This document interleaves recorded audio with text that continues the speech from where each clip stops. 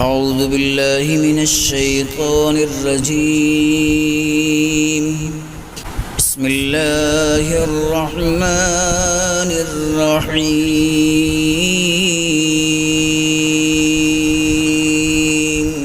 أرأيت الذي يكذب بالدين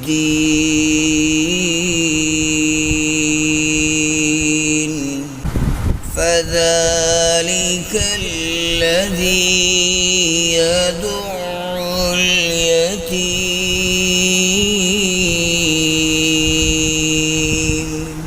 ولا يحض على طعام المسكين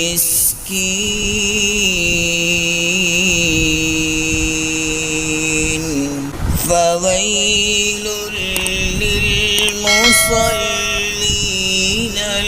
الذين هم عن صلاتهم ساهون الذين هم يراءون